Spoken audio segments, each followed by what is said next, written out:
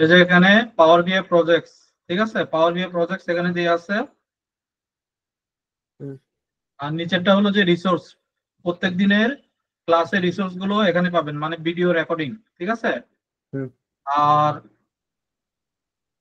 আর এই যে প্রজেক্ট যেটা, এখানে প্রত্যেক দিনের প্রজেক্টটা এখানে আপলোড হইতে থাকবে, ঠিক আছে। আর এখান থেকে আপনি রিসোর্স গুলো ডাউনলোড করবেন। এই যে প্রথম প্রজেক্টটা হলো যে আমাদের অ্যাডভেঞ্চার ওয়ার্ক প্রজেক্ট, ঠিক আছে। এই প্রজেক্টের এই ডাটাগুলো এগুলো সব আপনি ডাউনলোড করে নেবেন।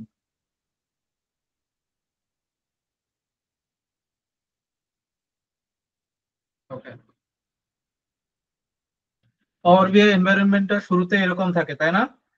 তো এখান থেকে আমরা কোথায় যাব? এখান থেকে আমরা ব্ল্যাঙ্ক রিপোর্টে যাব, ব্ল্যাঙ্ক রিপোর্ট। ঠিক আছে। ব্ল্যাঙ্ক রিপোর্ট থেকে আমরা ওয়ার্ল্ডে যত ধরনের ডেটাবেস আছে সব কানেকশন করে দিতে পারবো, সব কানেকশন কি করতে পারবো, ঠিক আছে।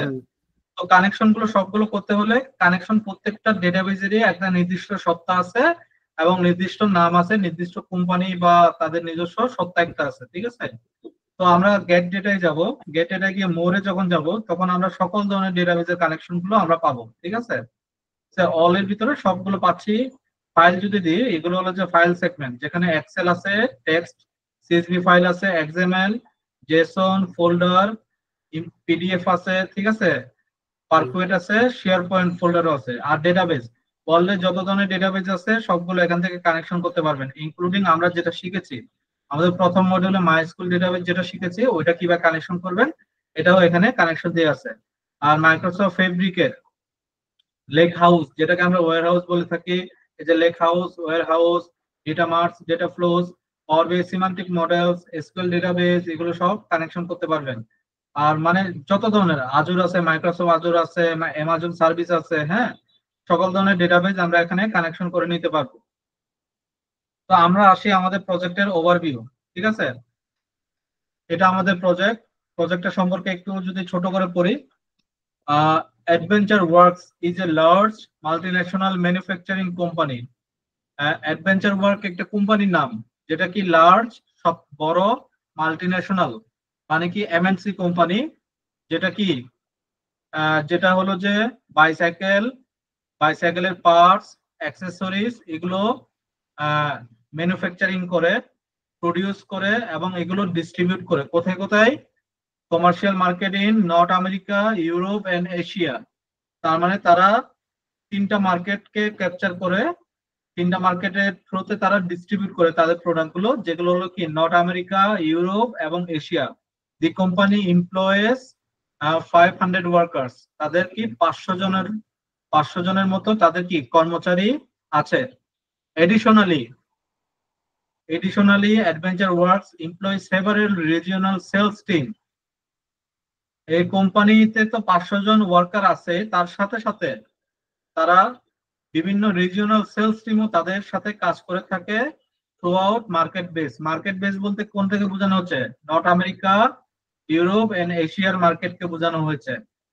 Your project is to create a tabular model, একটা টেবুলার মডেল ক্রিয়েট করতে বলতেছে for sales and marketing users to analyze internet sales data in the Adventure Works database, ঠিক আছে।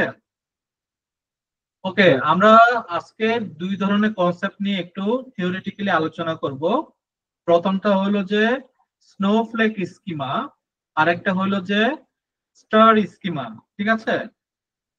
তো আমরা জানার চেষ্টা করব what is the difference between the star schema and snowflake schema, কখন আসলে কোনটা ব্যবহার করে থাকি, বা জিজ্ঞেস করলে এটা এটা কোন ধরনের ডেটাবেজের প্রতি ইনভলভমেন্ট আছে, তখন যেন আপনি বলতে পারেন যে this is star schema or this is snowflake schema, ঠিক আছে। আমরা আগে স্নোফ্লেক স্কিমাটা দেখি।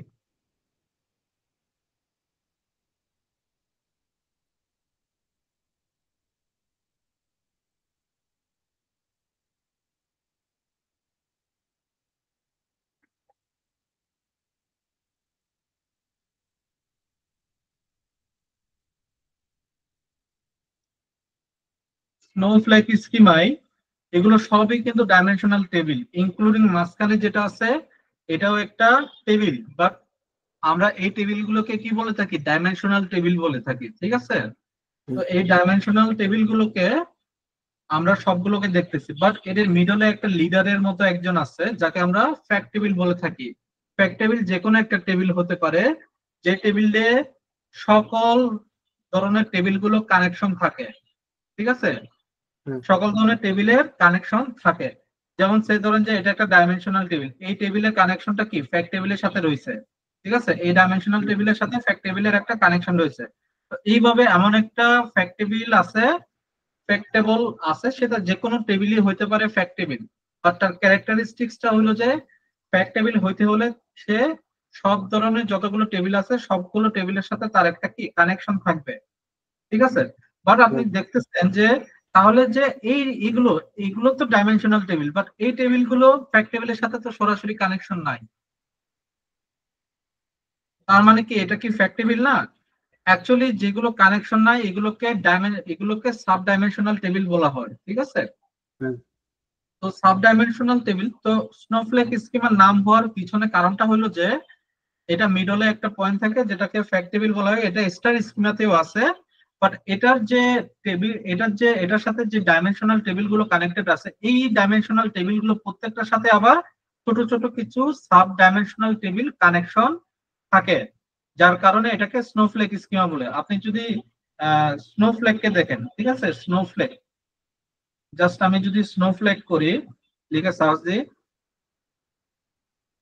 ঠিক আছে, এই যে দেখেন স্নোফ্লেক দেখতে অনেকটা এই ধরনের না, এই যে অনেকটা এই ধরনের না স্নোফ্লেক। তো স্নোফ্লেকের মিডলে কি একটা ফ্যাক্ট টেবিল, এটা একটা কানেকশন যেটা আসলে সব টেবিলকে একত্রিত করে। ঠিক আছে, আর এই টেবিলের যে শাখা প্রশাখা এগুলো কি সাব ডাইমেনশনাল টেবিল। তো এই কনসেপ্টটা দেখতে অনেকটা এই ধরনের হওয়ার কারণে that is why we call it as snowflake schema. Clear? এখন আসি স্টার স্কিমা। স্টার স্কিমা কনসেপ্টটাও সেম ভাবে, কিন্তু এখানে কিছুটা ডিফারেন্স আছে। কি ডিফারেন্স?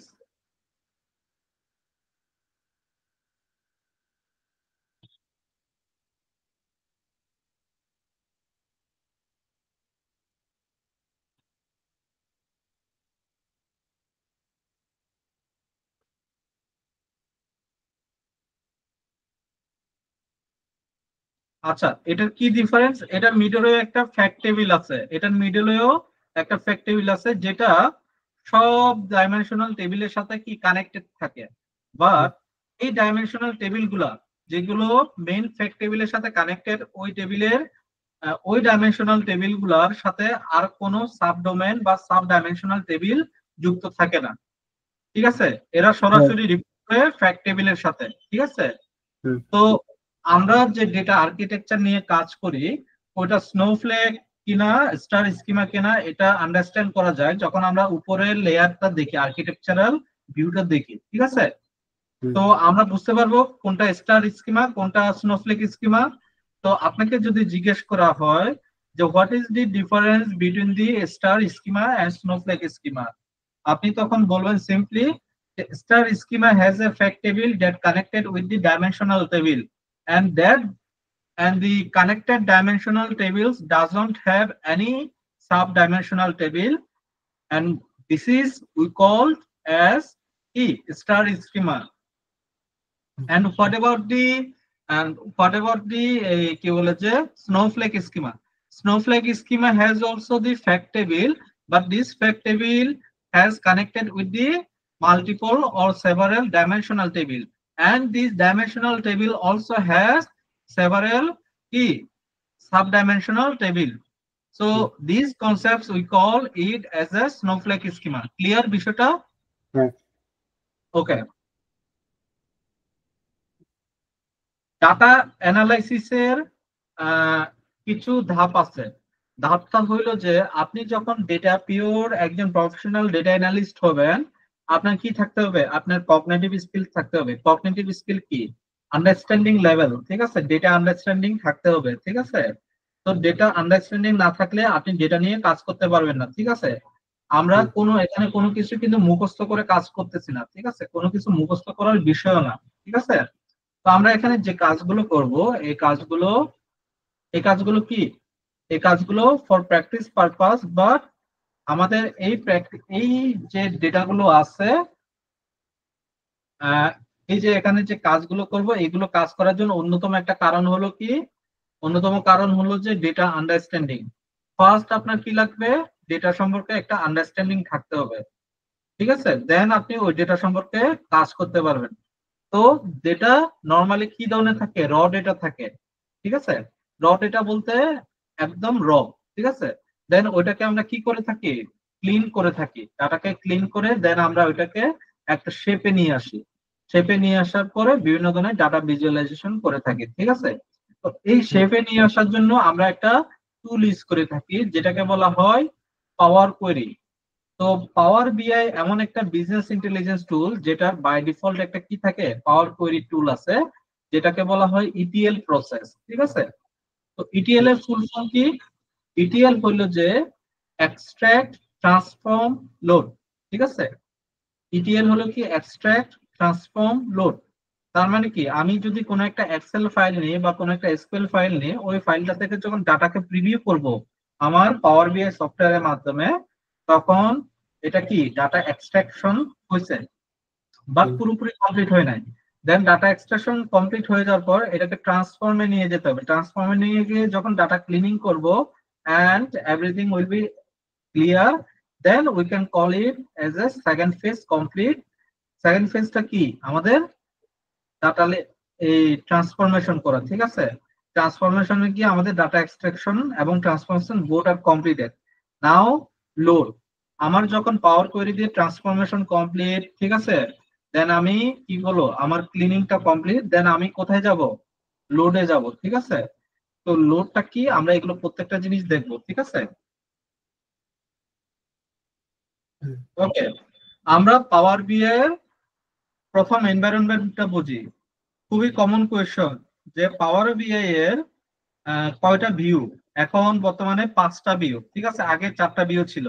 কি কি ভিউ, প্রথমটা হলো যে রিপোর্ট ভিউ, সেকেন্ড ওয়ান কি টেবিল ভিউ, প্রথমটা কি রিপোর্ট ভিউ, পরেরটা কি টেবিল ভিউ, তারপরটা কি মডেল ভিউ, তারপরটা কি ডেক্স ভিউ, এন্ড তার লাস্টেরটা টিএমডিএল ভিউ। টিএমডিএল ভিউ আমাদের কোনো কাজে লাগে না, ঠিক আছে।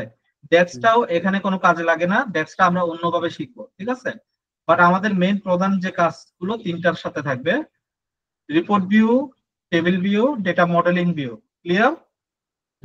ওকে, আমরা এখন ডাটা, আমাদের এখানে দেখেন যে অনেক ধরনের ডেটা আছে, যেমন দেখেন যে এটা কি ক্যালেন্ডার লুকআপ, এটা কি কাস্টমার লুকআপ, এটা কি product category lookup, product sub category lookup, then product lookup, then returns data, then territory lookup, ঠিক আছে। এভাবে আমাদের ডেটাগুলো আছে। আবার সেলস ডাটা যদি দেখি, এখানে 3টা সালের ডেটা আছে, ঠিক আছে। আর ইমেজেস এ ঢুকলে এগুলো হলো যে ইমেজ যেগুলো আমরা কি ব্যবহার করব আমাদের এই প্রজেক্টে, ঠিক আছে। তো এই লিঙ্ক গুলো দেওয়া আছে, আপনি ওখান থেকে ডাউনলোড করে নেবেন, ঠিক আছে। তো এখন তো আমরা অ্যাকচুয়ালি বুঝতেছি না যে আসলে কোনটা ফ্যাক্ট টেবিল বা কি, আমার এটা শুরুতে বোঝারও দরকার নাই, ঠিক আছে। আমি জাস্ট কাজ করব, যেমন এটা কি সিএসভি ফাইল কিনা এক্সেল এসএক্স ফাইল, এটা কিন্তু আমি বুঝতে পারতেছি, ঠিক আছে। তো আপনি বুঝতে পারতেছেন কিনা, আপনার এখানে এনাবল করা আছে কিনা দেখবেন যে এক্সটেনশন বলা হয়, ডটের পরে যেগুলো থাকে এগুলোকে কি বলা হয়, এক্সটেনশন। তো আপনার এখানে এই এক্সটেনশনটা আছে কি নাই আপনি চেক করে নেবেন, বা যদি না থাকে এক্সটেনশনটা কিভাবে শো করতে হয় এই জিনিসটা আপনি দেখে নেবেন, ঠিক আছে। তো এখন ধরেন যে আমি কি করব, ডাটাকে এক্সট্রাক্ট করব, ঠিক আছে, ডাটাকে কি করব, এক্সট্রাক্ট করব। তো আমার এখানে যতগুলো টেবিল আছে, যতগুলো এক্সেল ফাইল আছে, সবগুলোকে কি কানেক্ট করব, এখানে যতগুলো এক্সেল বা সিএসভি ফাইল, ঠিক আছে। তো আমি পাওয়ার বিআই গেলাম, এটা যেহেতু সিএসভি ফাইল, তাহলে কি আমার এক্সেল দিলে কি হবে, হবে না।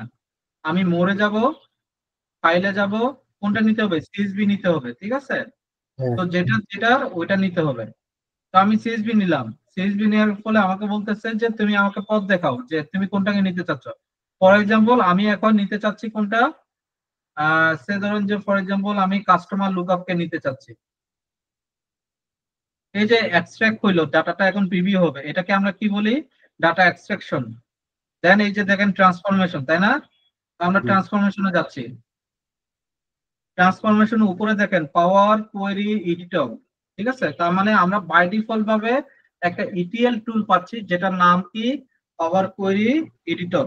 ক্লিয়ার?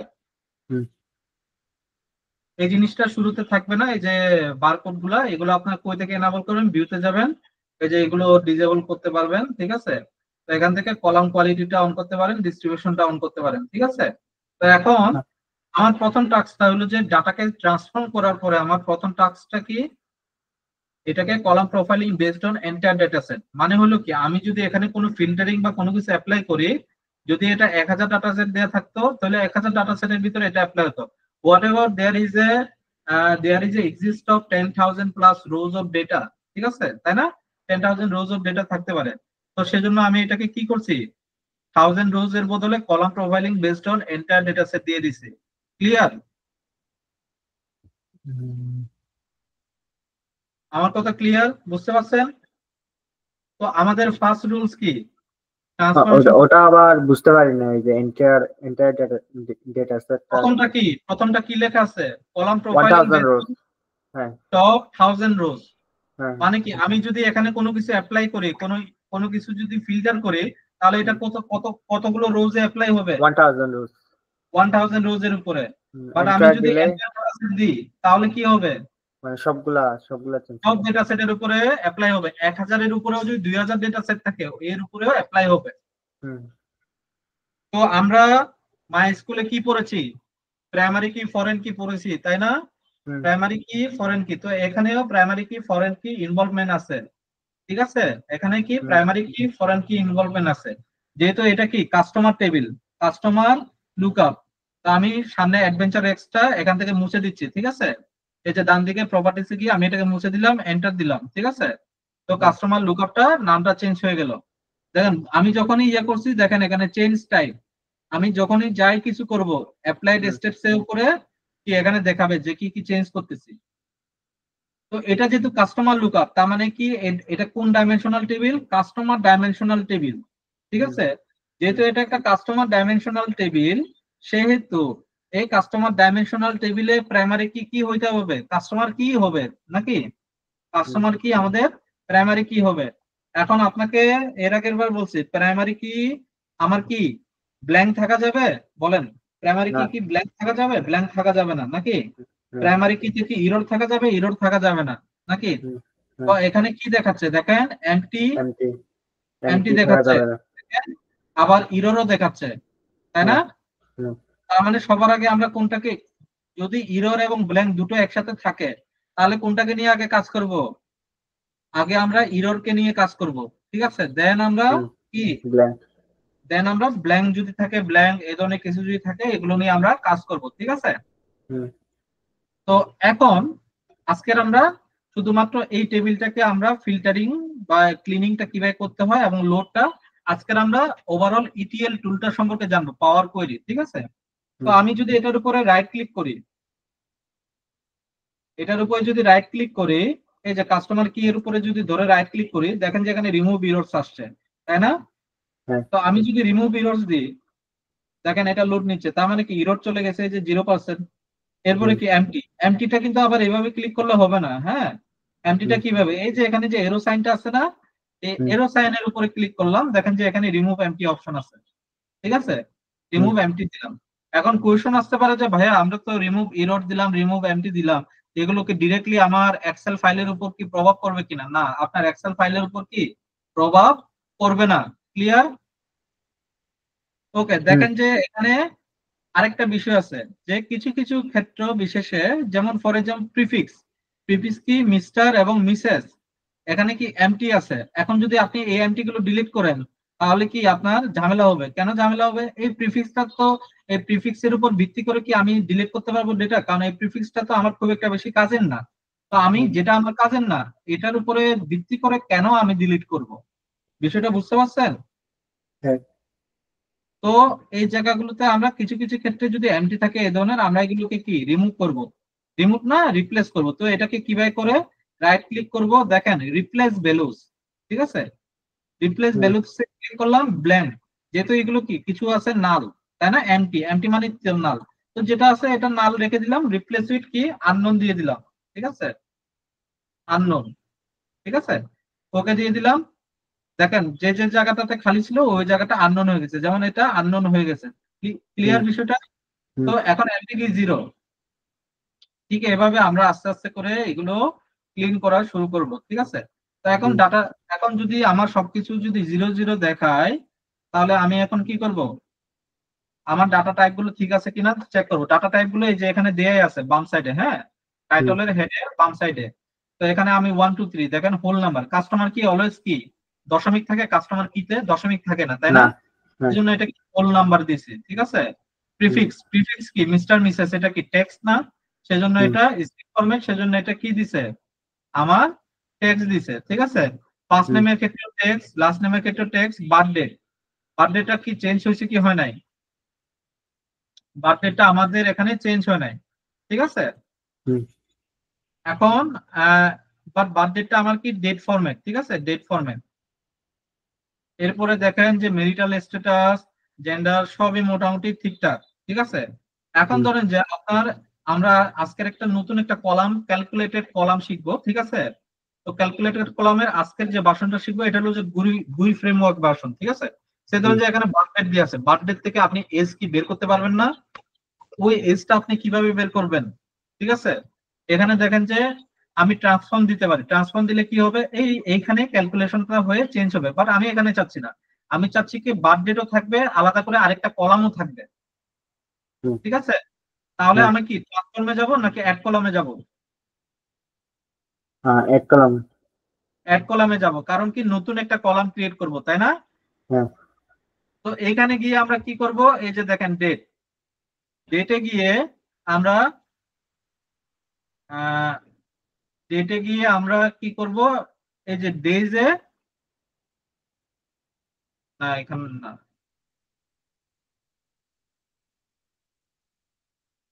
এই যে দেখেন এখানে এজ একটা অপশন আছে, ঠিক আছে? হুম আমি এজ এর উপর ক্লিক করব। এখন এজ এর উপর ক্লিক করলাম, এজ কি দেখাচ্ছে? 21,700। এরকম কি কোনো এজ হয়? না এরকম তো কোনো এজ হয় না, তাই না? হুম তো এজটাকে আমাকে কি করতে হবে? ডেট ফরম্যাটে নিতে হবে। আচ্ছা, ডেট ফরম্যাটে এরর দিচ্ছে। তার আগে আমি এটাকে কি করব? এই এজটাকে আমি ট্রান্সফরমেশনে নিয়ে যাব।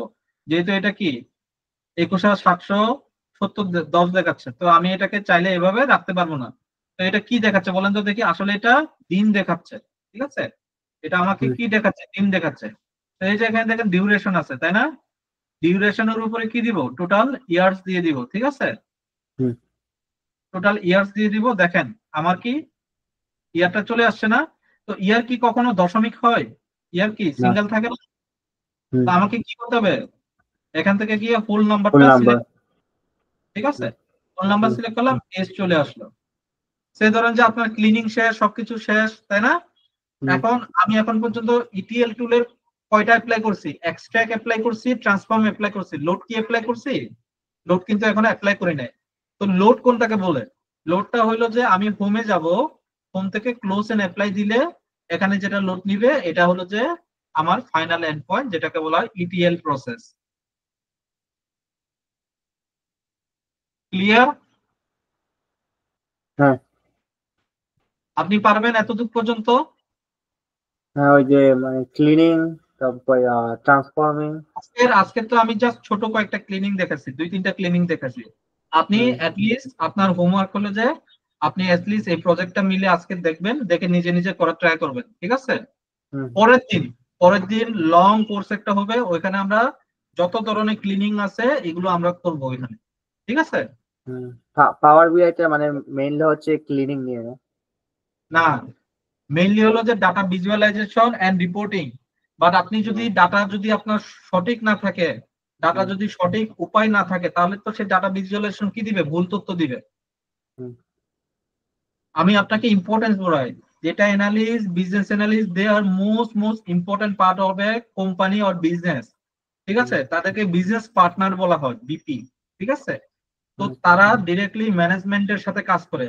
সো আপনার একটা ভুল তথ্য আপনার পুরা কোম্পানিকে ডুবাইতে পারে, আর আপনার একটা সঠিক তথ্য পুরো কোম্পানিকে প্রফিট এনে দিতে পারে। এবং এটার সাথে কি বিজনেস জড়িত, যেহেতু বিজনেস জড়িত ওখানে প্রফিট জড়িত, রেভিনিউ জড়িত, সব জড়িত, ঠিক আছে? তো তো আপনাকে খুব ক্লিয়ার ভাবে এটাকে প্রফেশনাল ওয়েতে হ্যান্ডেল করতে হবে। ক্লিয়ার? এমনি ডেটা ক্লিনিং কোনটা দিয়ে করো? ওই পাইথন দিয়ে করো কিনা? আরে ভাই আমি পাওয়ার বিআই শিখাচ্ছি, তো পাওয়ার বিআই কি ডাটা ক্লিনিং দেখাচ্ছি না তোমারে? হ্যাঁ হ্যাঁ। আপনি আবার টাইথনে যাচ্ছেন কেন? পাইথনে পরবর্তীতে শিখবো। আহ, আগে তো এটাকে আপনি এক্সপার্ট হন। হুম। না এমনি জানতে বাদ চাচ্ছিলাম দেন, যে বাকিগুলোর কথা বাদ দেন। আগে এসকিউএল এ যে ডাটা ক্লিনিং দেখাইছি, হুম এসকিউএল এ যে আর্কিটেকচার লেভেলে দেখেছি, এই জিনিসটা এসকিউএল এর প্রজেক্টটা করেন, তারপরে পাওয়ার হুম বিআইটা করেন। হুম আপনি আছেন উপরে উপরে ভাজা ভাজা করে, ভাজা ভাজা করে থাকলে তো হবে না। আপনাকে প্রফেশনাল হইতে হবে, ইনডেপথ ক্যালকুলেশন করে আপনাকে এক্সপার্ট হইতে হবে। হুম বাকিগুলো বাদ দেন, ওইগুলো তো আমরা শিখবোই। ঠিক আছে, ওইগুলো নিয়ে এত চিন্তা করার দরকার নাই। আপনি যদি চিন্তা করেন আপনি এখন নিচতলায় আছেন, আপনি যদি চিন্তা করেন আমি 10 তলায় কিভাবে উঠবো, তাহলে তো হবে না। আপনাকে একটা একটা করে সিঁড়ি পার করে করে 10 তলায় যেতে হবে। আপনি যদি এক লাফের উপরে উঠতে চান তাহলে তো হবে না, নাকি? হ্যাঁ আমার কথা ক্লিয়ার? হুম আপনি এই দুইটা মডিউলের উপর ফোকাস দেন। একটা হলো যে কি এসকিউএল এর উপর পোর্টফোলিও প্রজেক্ট।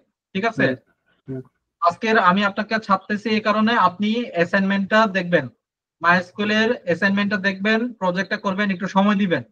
ঠিক আছে, প্রজেক্টটাতে কিন্তু হুম লম্বা সময় দিছি। ঠিক আছে, হুম আপনি কিন্তু সময়টা ইউটিলাইজ করতে না পারলে পরে আবার বললেন না যে ভাইয়া এটা তো সময় পাই না, এটা ওটা পাই নাই। আমি কিন্তু প্লেনটি একটা টাইম দিছি। আপনি দেখেন প্লেনটি একটা টাইম দিছি, ওই টাইমটা আমার কাছে মনে হচ্ছে আপনার জন্য পারফেক্ট। ঠিক আছে, এখন আলসেমি করে যদি নেক্সট উইক পর্যন্ত না ওটা?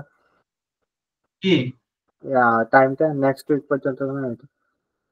নেক্সট উইকের পরের উইক পর্যন্ত দেওয়া হয়েছে মনে হয়। আমি ডেটটা লেখা নাই মনে হয়। ডেট লেখা দরকার কেন আপনার? আপনি ওইখানে তো ডান দিকে দেখায় ডেট। ডান দিকে কি ডেট দেখায় না যে লাস্ট ডেট অফ ইয়া কবে? ডেট লাইনটা দেখি না।